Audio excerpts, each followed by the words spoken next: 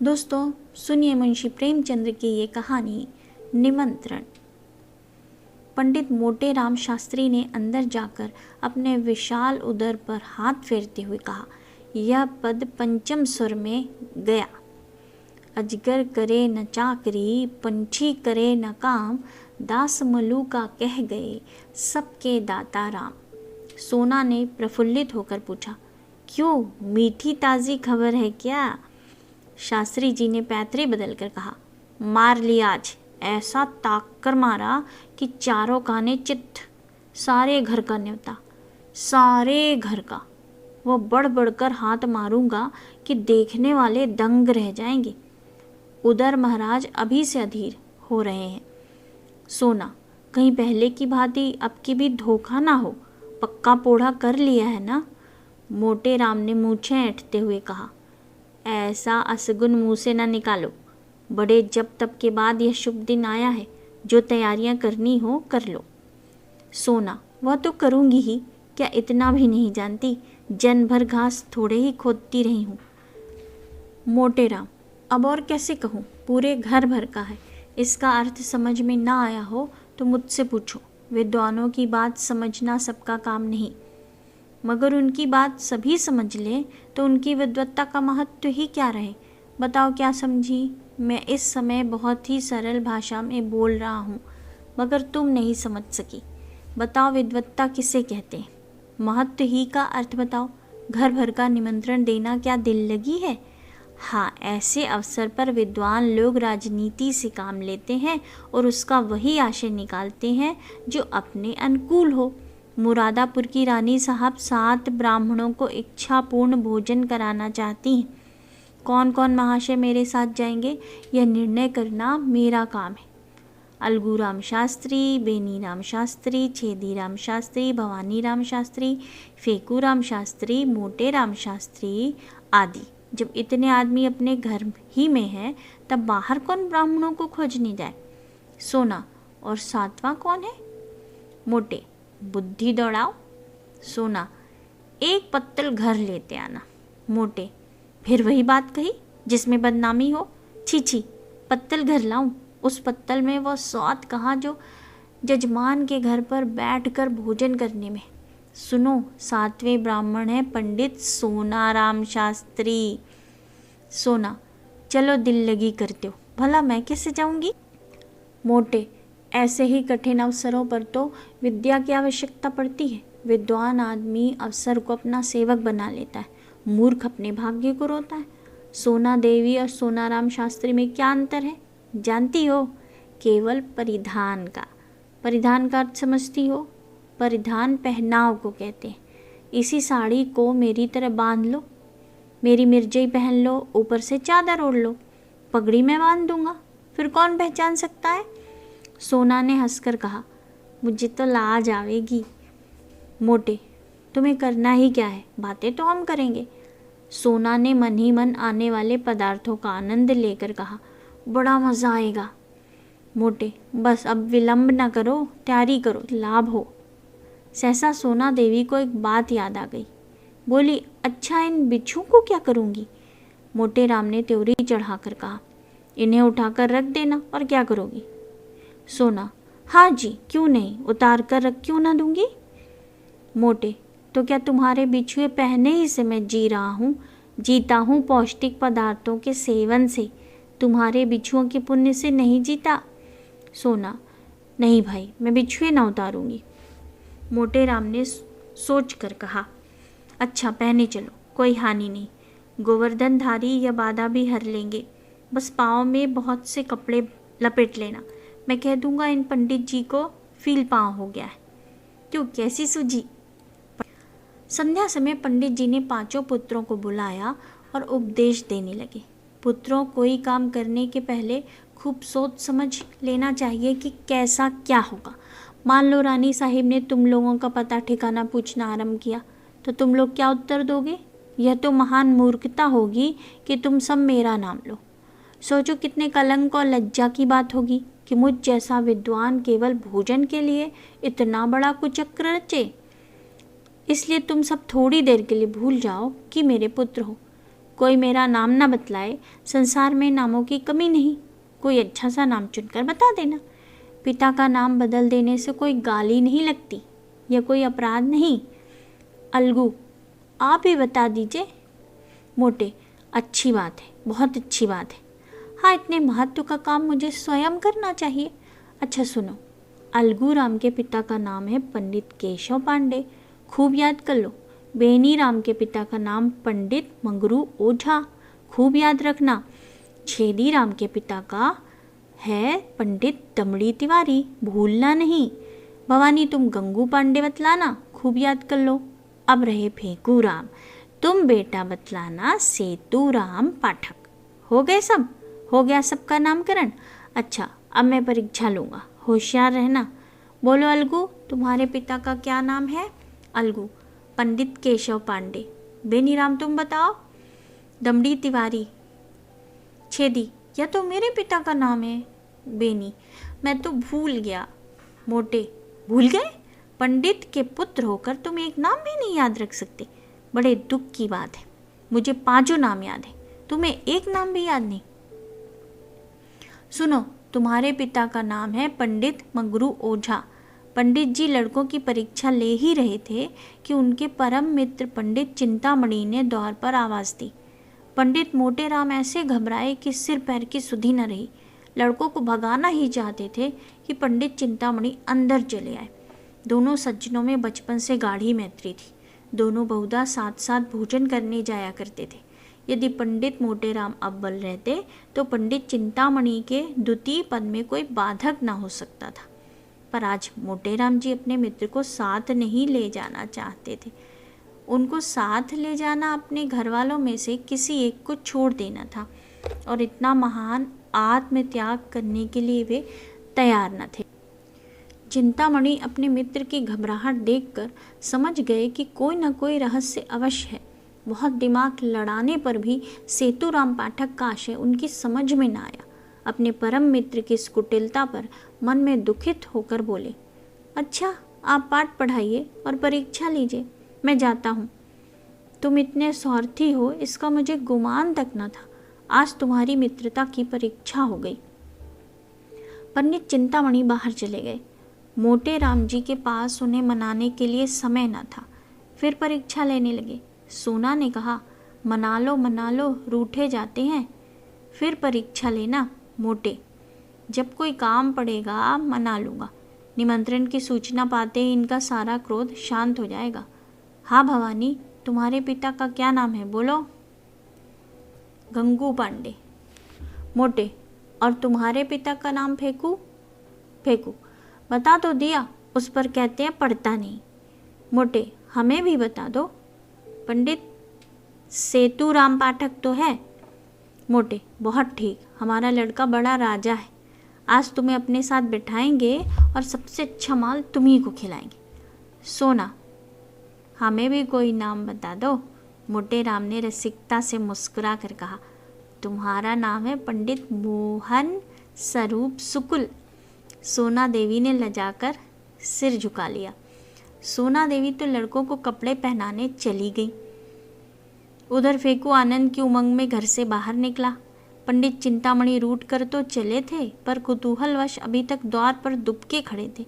इन बातों की भनक इतनी देर में उनके कानों में पड़ी। उससे यह तो ज्ञात हो गया कि कहीं निमंत्रण है, पर कहाँ है, कौन कौन से लोग निमंत्रित हैं, यह ज्ञात ना हुआ। इतने में फेंकू बाहर निकला तो उन्होंने उसे गोद में उठा लिया और बोले, कहाँ न्योता है बेटा? अपनी जान में तो उन्होंने बहुत धीरे से पूछा था, पर न जाने कैसे पंडित मोटेराम के कानों में भनक पड़ गई। तुरंत बाहर निकल आए। देखा तो चिंतामणि जी फेंकू को गोद में लिए कुछ पूछ रहे हैं। लपक कर लड़के का हाथ पकड़ लिया और चाहा कि उसे अपने मित्र की गोद से छीन ले, मगर चिंतामणि जी को भी अपने प्रश्न का उत्तर न मिला था। अतः वे लड़के का हाथ छुड़ाकर उसे लिए हुए अपने घर की ओर भागे। मोटे राम भी ये कहते हुए उनके पीछे दौड़े, उसे क्यों लिए जाते हो, धूर्त कहीं के दुष्ट? चिंतामणि, मैं कह देता हूँ, इसका नतीजा अच्छा ना होगा। फिर कभी किसी निमंत्रण में न ले जाऊंगा। भला चाहते हो तो उसे उतार दो। मगर चिंतामणि ने एक न सुनी। भागते ही चले गए। उनकी देह अभी संभाल के बाहर न हुई थी, दौड़ सकते थे, मगर मोटे राम जी को एक एक पग आगे बढ़ाना दुस्तर हो रहा था। भैंसे की भांति हाँकते थे और नाना प्रकार के विशेषणों का प्रयोग करते हुए दुल्की चाल से चले जाते थे। और यद्यपि प्रतिक्षण अंतर बढ़ता जाता था और पीछा न छोड़ते थे। अच्छी घुड़दौड़ थी। नगर के दो महात्मा दौड़ते हुए ऐसे जान पड़ते थे मानो दो गैंडे चिड़ियाघर से भाग आए हों। सैकड़ों आदमी तमाशा देखने लगे। कितने ही बालक उनके पीछे तालियां बजाते हुए दौड़े। कदाचित यह दौड़ पंडित चिंतामणि के घर पर ही समाप्त होती, परंतु पंडित मोटेराम धोती के ढीले हो जाने के कारण उलझकर गिर पड़े। चिंतामणि ने पीछे फिरकर यह दृश्य देखा तो रुक गए और फेकूराम से पूछा, क्यों बेटा, कहाँ न्योता है? फेकू, बता दे तो मैं मिठाई दोगे ना? चिंता, हाँ दूंगा, बताओ। फेकू, रानी के यहाँ। चिंता, कहाँ की रानी? फेकू, यह मैं नहीं जानता, कोई बड़ी रानी है। नगर में कई बड़ी बड़ी रानियां थी। पंडित ने सोचा सभी रानियों के द्वार पर चक्कर लगाऊंगा, जहाँ भोज होगा वहाँ कुछ भीड़ भाड़ होगी ही, पता चल जाएगा। यह निश्चय करके वे लौट पड़े। सहानुभूति प्रकट करने में अब कोई बाधा न थी। मोटे राम जी के पास आए तो देखा कि वो पड़े कराह रहे हैं, उठने का नाम नहीं लेते। घबरा कर पूछा, गिर कैसे पड़े मित्र? यहाँ कहीं गड्ढा भी तो नहीं है? मोटे, तुमसे क्या मतलब? तुम लड़के को ले जाओ, जो कुछ पूछना चाहो पूछो। चिंता, मैं यह कपट व्यवहार नहीं करता, दिल लगी की थी, तुम बुरा मान गए। ले उठ तो बैठ, राम का नाम लेके। मैं सच कहता हूँ, मैंने कुछ नहीं पूछा। चल झूठ, जनेऊ हाथ में लेकर कहता हूँ, तुम्हारी शपथ का विश्वास नहीं। चिंता, तुम मुझे इतना धूर्त समझते हो? मोटे, इससे कहीं अधिक। तुम गंगा में डूबकर शपथ खाओ तो भी मुझे विश्वास ना आए। चिंता, दूसरा यह बात कहता तो मुंह उखाड़ लेता। मोटे, तो फिर आ जाओ। चिंता, पहले पंडिताइन से पूछाओ। मोटे राम यह भस्मक व्यंग न सह सके, चट उठ बैठे और पंडित चिंतामणि का हाथ पकड़ लिया। दोनों मित्रों में मल्ल युद्ध होने लगा। दोनों हनुमान जी की स्तुति कर रहे थे और इतने जोर से गरज गरज कर मानो सिंह दहाड़ रहे हों। बस ऐसा जान पड़ता था मानो दो पीपे आपस में टकरा रहे हों। मोटे, महाबली विक्रम बजरंगी। चिंता, भूत पिशाच निकट नहीं आवे। मोटे, जय जय जय हनुमान गोसाई। चिंता, प्रभु रखिए लाज हमारी। मोटे, यह हनुमान चालीसा में नहीं है। चिंता, यह हमने स्वयं रचा है। क्या तुम्हारी तरह कि यह रटंत विद्या है, जितना कहो उतना रच दे? मोटे, अबे हम रचने पर आ जाएं तो एक दिन में 1,00,000 स्तुतियां रच डालें, किंतु इतना अवकाश किसे है? दोनों महात्मा अलग खड़े होकर अपने अपने रचना कौशल की टींगे मार रहे थे। मल्लयुद्ध शास्त्रार्थ का रूप धारण करने लगा, जो विद्वानों के लिए उचित है। इतने में किसी ने चिंतामणि के घर जाकर कह दिया कि पंडित मोटेराम और चिंतामणि जी में बड़ी लड़ाई हो रही है। चिंतामणि जी 3 महिलाओं के स्वामी थे, कुलीन ब्राह्मण थे, पूरे 20 विश्व, उस पर विद्वान भी उच्च कोटि के, दूर दूर तक यजमानी थी। ऐसे पुरुषों को सब अधिकार है। कन्या के साथ साथ जब प्रचुर दक्षिणा भी मिलती हो तब कैसे इनकार किया जाए? इन तीनों महिलाओं का सारे मोहल्ले में आतंक छाया हुआ था। पंडित जी ने उनके नाम बहुत ही रसीले रखे थे। बड़ी स्त्री को अमिरती, मझली को गुलाब जामुन और छोटी को मोहन भोग कहते थे। पर मोहल्ले वालों के लिए तीनों महिलाएं त्राय ताप से कम न थी। घर में नित्य आंसुओं की नदी बहती रहती। खून की नदी तो पंडित जी ने भी कभी नहीं बहाई, अधिक से अधिक शब्दों की ही नदी बहाई थी। पर मजाल थी कि बाहर का आदमी किसी को कुछ कह जाए। संकट के समय तीनों एक हो जाती थी। यह पंडित जी के नीति चातुर्य का सुफल था। ज्यों ही खबर मिली कि पंडित चिंतामणि पर संकट पड़ा हुआ है, तीनों त्रिदोष की भांति कुपित होकर घर से निकली और उनमें जो अन्य दोनों जैसी मोटी नहीं थी, सबसे पहले समर भूमि में जा पहुंची। पंडित मोटेराम जी ने उसे आते देखा तो समझ गए कि अब कुशल नहीं। अपना हाथ छुड़ाकर बकटुक भागे, पीछे फिरकर भी न देखा। चिंतामणि जी ने बहुत ललकारा, पर मोटे राम के कदम न रुके। चिंता, अजी भागे क्यों, ठहरो, कुछ मजा तो चखते जाओ। मोटे, मैं हार गया भाई, हार गया। चिंता, अभी कुछ दक्षिणा तो लेते जाओ। मोटे राम ने भागते हुए कहा, दया करो भाई, दया करो। 8 बजते बजते पंडित मोटे राम ने स्नान और पूजा करके कहा, अब विलम्ब नहीं करना चाहिए। फंकी तैयार है ना? सोना, फंकी तो कब से लिए बैठी हूँ, तुम्हें तो जैसे किसी बात की सुध ही नहीं रहती। रात को कौन देखता है कितनी देर तक पूजा करते हो? मोटे, मैं तुमसे 1 नहीं 1000 बार कह चुका हूँ, मेरे कामों में मत बोला करो। तुम नहीं समझ सकती कि मैंने इतना विलम्ब क्यों किया? तुम्हें ईश्वर ने इतनी बुद्धि नहीं दी। जल्दी जाने से अपमान होता है। यजमान समझता है लोभी है, भुक्खड़ है, इसलिए चतुर लोग विलम्ब किया करते, जिसमें यजमान समझे कि पंडित जी को इसकी सुधि नहीं रही, भूल गए होंगे, बुलाने को आदमी भेजे। इस प्रकार जाने में जो मान महत्व है वह मर भूखों की तरह जाने में क्या कभी हो सकता है? मैं बुलाने की प्रतीक्षा कर रहा हूँ, कोई ना कोई आता ही होगा। लाओ थोड़ी फंकी, बालकों को खिला दी है ना? सोना, उन्हें तो मैंने सांझी को खिला दी थी। मोटे, कोई सोया तो नहीं? सोना, आज भला कौन सोएगा, सब भूख भूख चिल्ला रहे थे तो मैंने 1 पैसे का चबेना मंगवा दिया, सबके सब ऊपर बैठे खा रहे। सुनते नहीं हो, मारपीट हो रही है। मोटे राम ने दांत पीस कर कहा, जी चाहता है तुम्हारी गर्दन पकड़कर ऐंठ दूं। भला इस बेला चबेना मंगाने का क्या काम था? चबेना खा लेंगे तो वहाँ क्या तुम्हारा सिर खाएंगे? छी छी, जरा भी बुद्धि नहीं। सोना ने अपराध स्वीकार करते हुए कहा, हाँ भूल तो हो गई, पर सबके साथ इतना कोलाहल मचाए हुए थे कि सुना नहीं जाता था। मोटे, रोते ही थे ना, रोने देती, रोने से उनका पेट ना भरता बल्कि और भूख खुल जाती। सहसा एक आदमी ने बाहर से आवाज़ दी, पंडित जी, महारानी बुला रही हैं और लोगों को लेकर जल्दी चलो। पंडित जी ने पत्नी की ओर गर्व से देखकर कहा, देखा, इसे निमंत्रण कहते हैं, अब तैयारी करनी चाहिए। बाहर आकर पंडित जी ने उस आदमी से कहा, तुम एक क्षण और ना आते तो मैं कथा सुनाने चला गया होता, मुझे बिल्कुल याद ना थी। चलो हम बहुत शीघ्र आते। 9 बजते बजते पंडित मोटा राम बाल गोपाल सहित रानी साहब के द्वार पर जा पहुँचे। रानी बड़ी विशालकाय एवं तेजस्विनी महिला थी। इस समय वे कार चौकीदार तकिया लगाए तख्त पर बैठी हुई थी। 2 आदमी हाथ बांधे पीछे खड़े थे। बिजली का पंखा चल रहा था। पंडित जी को देखते ही रानी ने तख्त से उठकर चरण स्पर्श किया और इस बालक मंडल को देखकर मुस्कुराती हुई बोली, इन बच्चों को आप कहाँ से पकड़ लाए? मोटे, करता क्या, सारा नगर छान मारा, किसी पंडित ने आना स्वीकार न किया।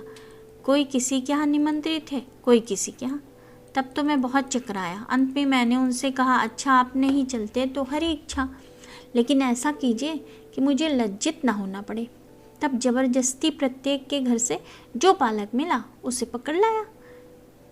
क्यों फेकूराम, तुम्हारे पिताजी का क्या नाम है? फेकूराम ने गर्व से कहा, पंडित सेतुराम पाठक। रानी, बालक तो बड़ा होनहार है। और बालकों को भी उत्कंठा हो रही थी कि हमारी भी परीक्षा ली जाए, लेकिन जब पंडित जी ने उनसे कोई प्रश्न किया और उधर रानी ने फेकूराम की प्रशंसा कर दी, तब तो वे अधीर हो उठे। भवानी बोला, मेरे पिता का नाम है पंडित गंगू पांडे। छेदी बोला, मेरे पिता का नाम है दमड़ी तिवारी। बेनीराम ने कहा, मेरे पिता का नाम है पंडित मगरू ओझा। अलगूराम समझदार था, चुपचाप खड़ा रहा। रानी ने उससे पूछा, तुम्हारे पिता का क्या नाम है जी? अलगूराम को इस वक्त पिता का निर्दिष्ट नाम याद न आया, न यही सूझी कि कोई और नाम ले ले। हद बुद्धि सा खड़ा रहा। पंडित मोटे राम ने जब इसकी ओर दांत पीस कर देखा, तब रहा सहा हवास भी गायब हो गया। फेकूराम ने कहा, हम बता दें, भैया भूल गए। रानी ने आश्चर्य से पूछा, क्या अपने पिता का नाम भूल गया? यह तो विचित्र बात देखी। मोटे राम ने अलगू के पास जाकर कहा, कैसे है? अलगूराम बोल उठा, केशव पांडे। रानी, तो अब तक क्यों चुप था? मोटे, कुछ ऊंचा सुनता है सरकार। रानी, मैंने सामान तो बहुत सा मंगवाया, सब खराब होगा, लड़के क्या खाएंगे? मोटे, सरकार इन्हें बालक ना समझे, इनमें जो सबसे छोटा है यह 2 पत्तल खाकर उठेगा। जब सामने पत्तलें पड़ गईं और भंडारी चांदी की थाली में एक से एक उत्तम पदार्थ ला लाकर परसने लगा, तब पंडित मोटे राम जी की आंखें खुल गईं। उन्हें आए दिन निमंत्रण मिलते रहते थे, पर ऐसे अनुपम पदार्थ कभी सामने न आए थे। घी की ऐसी सौदी सुगंध उन्हें कभी न मिली थी। प्रत्येक वस्तु से केवड़े और गुलाब की लपटें उड़ रही थी, घी टपक रहा था। पंडित जी ने सोचा, ऐसे पदार्थों से कभी पेट भर सकता है? मनो खा जाऊं, फिर भी और खाने को जी चाहे। देवतागण इससे उत्तम और कौन से पदार्थ खाते होंगे? इनसे उत्तम पदार्थों की तो कल्पना भी नहीं हो सकती। पंडित जी को इस वक्त अपने परम मित्र पंडित चिंतामणि की याद आई। अगर वे होते तो रंग जम जाता, उनके बिना रंग फीका रहेगा। यहाँ दूसरा कौन है जिससे लाग डाक करूं? लड़के 2-2 पत्तलों में चे बोल जाएंगे। सोना कुछ साथ देगी, मगर कब तक? चिंतामणि के बिना रंग न गठेगा। वे मुझे ललकारेंगे, मैं उन्हें ललकारूंगा। उस उमंग में पत्तलों की कौन गिनती? हमारी देखा देखी लड़के भी डट जाएंगे। ओह, बड़ी भूल हो गई, यह ख्याल मुझे पहले ना आया। रानी साहब से कहूँ, बुरा तो न मानेगी। कुछ हो, एक बार जोर तो लगाना ही चाहिए। तुरंत खड़े होकर रानी साहब से बोले, सरकार आज्ञा हो तो कुछ कहूँ? रानी, कहिए कहिए महाराज, क्या किसी वस्तु की कमी है? मोटे, नहीं सरकार, किसी बात की नहीं। ऐसे उत्तम पदार्थ तो मैंने कभी देखे भी न थे। सारे नगर में आपकी कीर्ति फैल जाएगी। मेरे एक परम मित्र पंडित चिंतामणि जी हैं, आज्ञा हो तो उन्हें भी बुला लूं। बड़े विद्वान कर्मनिष्ठ ब्राह्मण हैं, उनके जोड़ का इस नगर में दूसरा नहीं है। मैं उन्हें निमंत्रण देना भूल गया, अभी सुधी आई। रानी, आपकी इच्छा हो तो बुला लीजिए, मगर आने जाने में देर होगी और भोजन परोस दिया गया है। मोटे, मैं अभी आता हूँ सरकार, दौड़ता हुआ जाऊंगा। रानी, टमेरी मोटर ले लीजिए। जब पंडित जी चलने को तैयार हुए तब सोना ने कहा, तुम्हें आज क्या हो गया जी, उसे क्यों बुला रहे हो? मोटे, कोई साथ देने वाला भी तो चाहिए। सोना, मैं क्या तुमसे दब जाती? पंडित जी ने मुस्कुरा कर कहा, तुम जानती नहीं, घर की बात और है, दंगल की बात और। पुराना खिलाड़ी मैदान में जाकर जितना नाम करेगा उतना नया पट्टा नहीं कर सकता। वहाँ बल का काम नहीं, साहस का काम है। बस यहाँ भी वही हाल समझो, झंडे गाड़ दूंगा, समझ लेना। सोना, कहीं लड़के सो जाए तो? मोटे, और भूख खुल जाएगी, जगा तो मैं लूँगा। सोना, देख लेना, आज वह तुम्हें पछाड़ देगा, उसके पेट में तो शनिचर है। मोटे, बुद्धि की सर्वथा प्रधानता रहती, यह न समझो कि भोजन करने की कोई विद्या ही नहीं, इसका भी एक शास्त्र है जिसे मथुरा के शनिश्चरानंद महाराज ने रचा है। चतुर आदमी थोड़ी सी जगह में गृहस्थी का सब सामान रख देता है, अनाड़ी बहुत सी जगह में भी यही सोचता है कि कौन वस्तु कहाँ रखूं। गंवार आदमी पहले से ही हबक हबक कर खाने लगता है और चट एक लोटा पानी पीकर हफर जाता है। चतुर आदमी बड़ी सावधानी से खाता है, उसको कौर नीचे उतारने के लिए पानी की आवश्यकता नहीं पड़ती। देर तक भोजन करते रहने से वह सुपाच्य भी हो जाता है। चिंतामणि मेरे सामने क्या ठहरेगा? चिंतामणि जी अपने आंगन में उदास बैठे हुए थे। जिस प्राणी को अपना परम हितैषी समझते थे, जिसके लिए वे अपने प्राण तक देने को तैयार रहते थे, उसी ने आज उनके साथ बेवफाई की। बेवफाई ही नहीं की, उन्हें उठाकर दे मारा। पंडित मोटे राम के घर से तो कुछ जाता न था। अगर वे चिंतामणि जी को साथ ले जाते तो क्या रानी साहब उन्हें दुत्कार देती? स्वार्थ के आगे कौन किसको पूछता है?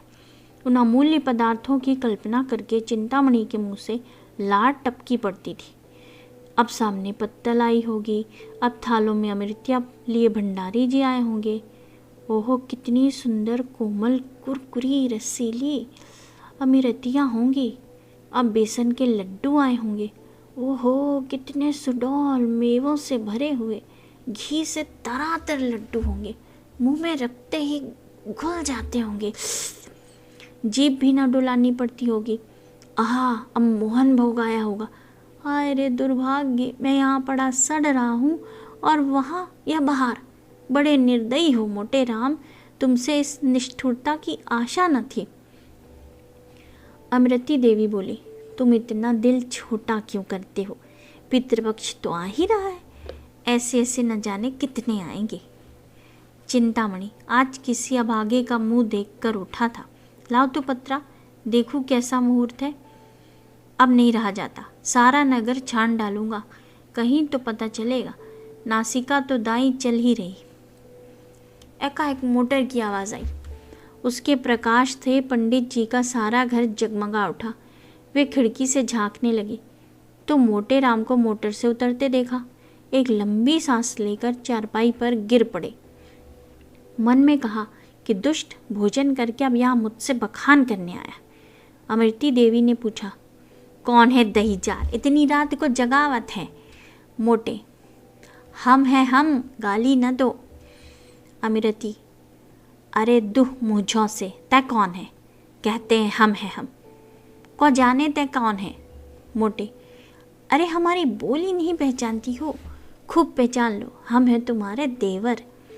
अमृति, यदुर, तोरे मुंह में का लागे, तोर लहास उठे, हमार देवर बनत है दहीजार। मोटे, अरे हम हैं मोटे राम शास्त्री, क्या तिना भी नहीं पहचानती? चिंतामणि घर में है। अमृति ने किवाड़ खोल दिया और तिरस्कार भाव से बोली, अरे तुम थे तो नाम क्यों नहीं बताते थे? जब इतनी गालियाँ खा ली तो बोल निकला, क्या है? मोटे, कुछ नहीं, चिंतामणि जी को शुभ संवाद देने आया हूँ। रानी साहब ने उन्हें याद किया है। अमृति, भोजन के बाद बुलाकर क्या करेंगी? मोटे, अभी भोजन कहाँ हुआ है? मैंने जब इनकी विद्या, कर्मनिष्ठा, सद्विचार की प्रशंसा की तब मुग्ध हो गई। मुझसे कहा कि उन्हें मोटर पर लाओ। क्या सो गए? चिंतामणि चारपाई पर पड़े पड़े सुन रहे थे। जी में आता था चलकर मोटे राम के चरणों पर गिर पड़ूं। उनके विषय में अब तक जितने कुत्सित विचार उठे थे सब लुप्त हो गए। ग्लानि का आविर्भाव हुआ, रोने लगे। अरे भाई, आते हो या सोते ही रहोगे? यह कहते हुए मोटे राम उनके सामने जाकर खड़े हो गए।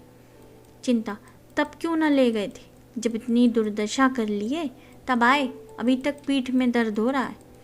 मोटे, अजीवतर माल खिलाऊंगा कि सारा दर्द वर भाग जाएगा। तुम्हारे यजमानों में ऐसे पदार्थ कभी मयस्सर न हुए होंगे। आज तुम्हें पछाड़ दूंगा। चिंता, तुम बेचारे मुझे क्या पछाड़ोगे? सारे शहर में तो ऐसा कोई माई का लाल दिखाई नहीं देता।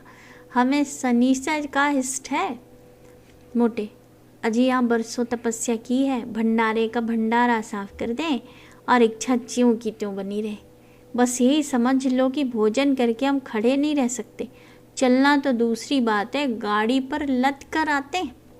चिंता, तो ये कौन बड़ी बात है? यहाँ तो टिकटी पर उठा कर लाए जाते। ऐसी ऐसी डकारें लेते कि जान पड़ता है। बम गोला छूट रहा है। एक बार खुफिया पुलिस ने बम गोले के संदेह में घर की तलाशी तक ले ली थी। मोटे, झूठ बोलते हो, कोई इस तरह डकार नहीं सकता। चिंता, अच्छा तो आकर सुन लेना, डर कर भाग ना जाओ तो सही। एक क्षण में दोनों मित्र मोटर पर बैठे और मोटर चली। रास्ते में पंडित चिंतामणि को शंका हुई कि कहीं ऐसा ना हो कि पंडित मोटे राम का पिछलग्गू समझा जाऊं और मेरा यथेष्ट सम्मान ना हो। उधर पंडित मोटे राम को भी भय हुआ कि कहीं ये महाशय मेरे प्रतिद्वंदी न बन जाए और रानी साहिब पर अपना रंग जमा ले। दोनों अपने अपने मंसूबे बांधने लगे। जो ही मोटर रानी के भवन में पहुंची, दोनों महाशय उतरे। अब मोटे राम चाहते थे कि पहले मैं रानी के पास पहुंच जाऊं और कह दूं कि पंडित को ले आया, और चिंतामणि चाहते थे कि पहले मैं रानी के पास पहुंचूं और अपना रंग जमा दूं। दोनों कदम बढ़ाने लगे।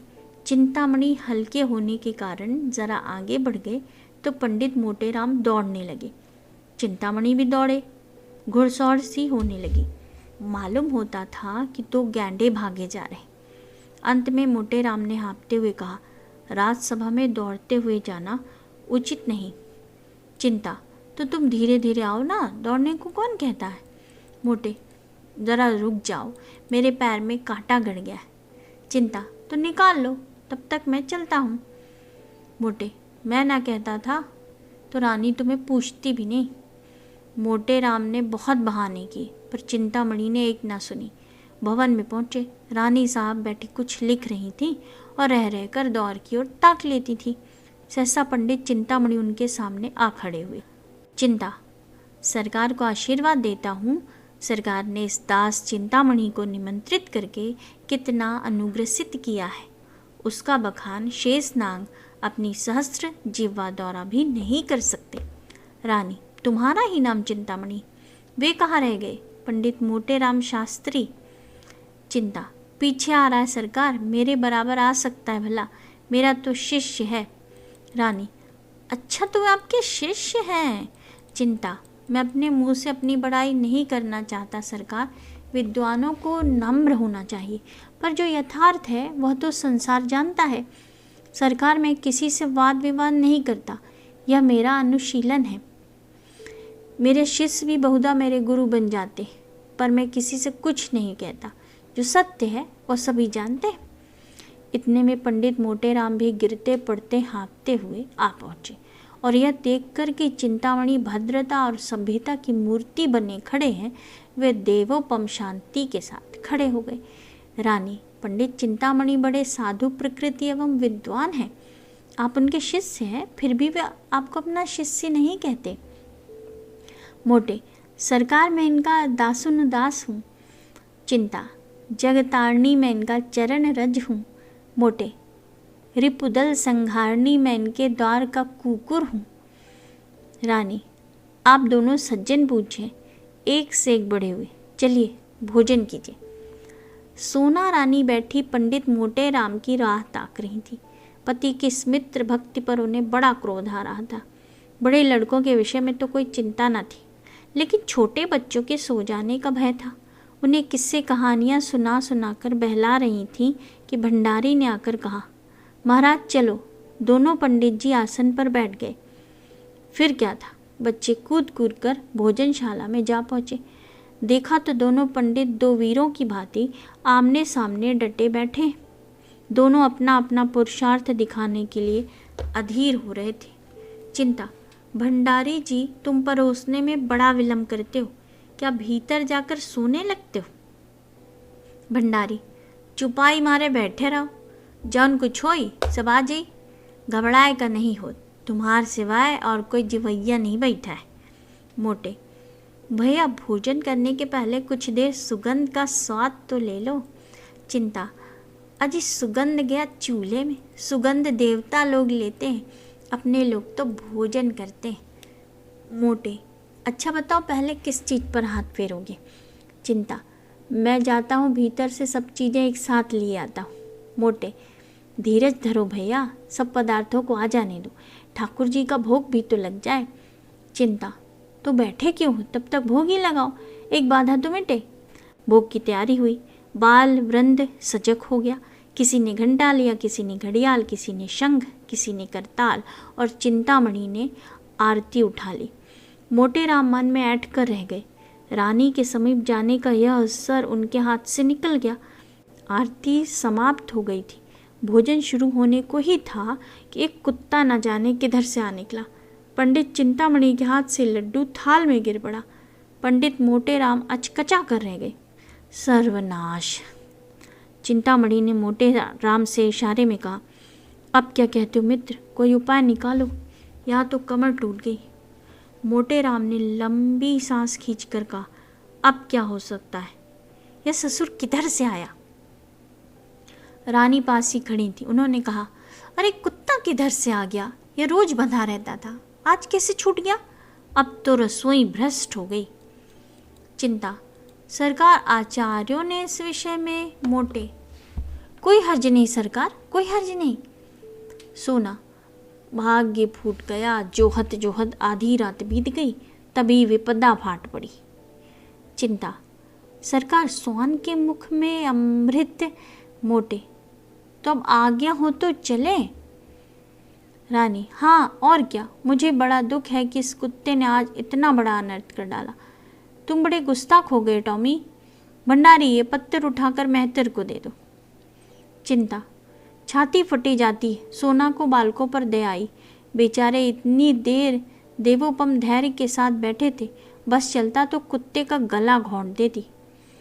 लड़कन का तो दोष नहीं परत है, इन्हें काहे नहीं खवाए देत को। चिंता, मोटे राम महादुष्ट है, इसकी बुद्धि भ्रष्ट हो गई है। सोना, ऐसे तो बड़े विद्वान बने रहे, अब काहे नहीं बोलत बनत, मुंह में दही जम गया, जीभे नहीं खुलत है। चिंता, सत्य कहता हूँ, रानी को चकमा दे देता, उस दुष्ट के मारे सब खेल बिगड़ गया, सारी अभिलाषाएं मन में रह गई, ऐसे पदार्थ अब कहाँ मिल सकते। सोना, सारी मनसुई निकल गई, घर ही में गरजे के शेर हैं। रानी ने भंडारी को बुलाकर कहा, इन छोटे छोटे तीनों बच्चों को खिला दो, ये बेचारे क्यों भूख मरे। क्यों फेंकू राम, मिठाई खाओगे? फेंकू, इसलिए तो आए हैं। रानी, कितनी मिठाई खाओगे? फेंकू, बहुत सी। इतनी? रानी, अच्छी बात है, जितनी खाओगे उतनी मिलेगी, पर जो बात मैं पूछूं वो बतानी पड़ेगी, बताओगे ना? फेंकू, हाँ बताऊंगा, पूछिए। रानी, झूठ बोले तो एक ना मिलेगी मिठाई, समझ गए? फेंकू, मत दीजिएगा, मैं झूठ बोलूँगा ही नहीं। रानी, अपने पिता का नाम बताओ। मोटे, बालकों को हरदम सब बातें स्मरण नहीं रहती, उसने तो आते ही बता दिया था। रानी, मैं फिर पूछती हूँ, इसमें आपकी क्या हानि है? चिंता, नाम पूछने में कोई हर्ज नहीं है। मोटे, तुम चुप रहो चिंतामणि, नहीं तो ठीक ना होगा। मेरे क्रोध कभी तुम जानते नहीं, दबा बैठूंगा तो रोते भागोगे। रानी, आप तो व्यर्थ इतना क्रोध कर रहे हैं, बोलो फेंकू राम, चुप क्यों हो, फिर मिठाई ना पाओगे। चिंता, महारानी की इतनी दया दृष्टि तुम्हारे ऊपर है, बता दो ना बेटा। मोटे, चिंतामणि जी, मैं देख रहा हूँ तुम्हारे अधीन आए हैं, वह नहीं बताता, तुम्हारा साझा आए वहाँ से बड़े खैरख्वाह बन के। सोना, अरे हाँ, लड़कन से ही सब पवारा से का मतलब, तुमका धर्म परे मिठाई देव, ना धर्म परे ना देव। एका की बाप का नाम बताओ तब मिठाई देव। फेंकू राम ने धीरे से कोई नाम लिया, इस पर पंडित जी ने उसे इतने जोर से डांटा कि उसकी आधी बात मुंह में ही रह गई। रानी, क्यों डांटते हो, उसे बोलने क्यों नहीं देते, बोलो बेटा। मोटे, आप हमें अपने द्वार पर हमारा अपमान करे बुलाए रही। चिंता, इसमें अपमान की तो कोई बात नहीं भाई। मोटे, अब हम इस द्वार पर कभी ना आएंगे, यहाँ सत्पुरुषों का अपमान किया जाता है। अलगू, कहिए तो चिंतामणि को एक पटकन दे दें। मोटे, नहीं बेटा, दुष्टों को परमात्मा स्वयं दंड देता है, चलो यहाँ से चले, अब भूल कर यहाँ ना आएंगे। ना खिलाना ना पिलाना, द्वार पर बुलाकर ब्राह्मणों का अपमान करना, तभी तो देश में आग लगी हुई है। चिंता, मोटेराम, महारानी के सामने तुमने इतनी कटु बातें न करनी चाहिए। मोटे, बस चुप ही रहना, नहीं तो सारा क्रोध तुम्हारे ही सिर जाएगा। माता पिता का पता नहीं, ब्राह्मण बनने चले, तुम्हें कौन कहता है ब्राह्मण। चिंता, जो कुछ मन चाहे कह लो, चंद्रमा पर थूकने से थूक अपने ही मुंह पर पड़ता है। जब तुम धर्म का एक लक्षण नहीं जानते तब तुमसे क्या बातें करूं। ब्राह्मण को धैर्य रखना चाहिए। मोटे, पेट के गुलाम हो, ठकुर सुहाती कर रहे हो कि एकाध पत्तल मिल जाए, यह मर्यादा का पालन करते हैं। चिंता, कह तो दिया भाई कि तुम बड़े मैं छोटा, अब और क्या कहूँ, तुम सत्य कहते होगे, मैं ब्राह्मण नहीं शूद्र हूँ। रानी, ऐसा नहीं कहिए चिंतामणि जी, इसका बदला ना लिया तो कहना। यह कहते हुए पंडित मोटेराम बालक वृंद के साथ बाहर चले आए और भाग्य को कोसते हुए घर को चले। बार बार पछता रहे थे कि दुष्ट चिंतामणि को क्यों बुला लिया। सोना ने कहा, भंडा फूटत फूटत बच गया, फेकुआ नाव बताए देता। कहे रे, अपने बाप के नाव बताए देते। फेंकू, और क्या, वे तो सच सच पूछती थी। मोटे, चिंतामणि ने रंग जमा लिया, अब आनंद से भोजन करेगा। सोना, तुम्हारे को विद्या काम ना आई, तौन पाजी मार ले गए। मोटे, मैं तो जानता हूँ रानी ने जानबूझकर कुत्ते को बुला लिया। सोना, मैं तो उकरा मुंह देकर ताड़ गई कि हमका पहचान गई है। इधर तो ये लोग पछताते चले जाते थे, उधर चिंतामणि की पांचों उंगली घी में थी। आसन मारे भोजन कर रहे थे। रानी अपने हाथों से मिठाइयाँ परोस रही थी। वार्तालाप भी होता जाता था। रानी, बड़ा धूर्त है, मैं बाल को तो देखते ही समझ गई। अपनी स्त्री को भेष बदल कर लाते उससे लज्जा ना आई। चिंता, मुझे कोस रहे होंगे। रानी, मुझसे उड़ने चला था। मैंने भी कहा था, बच्चा तुमको ऐसी शिक्षा दूंगी कि उम्र भर याद रखोगे। टॉमी को बुला भेजा। चिंता, सरकार की बुद्धि धन्य है।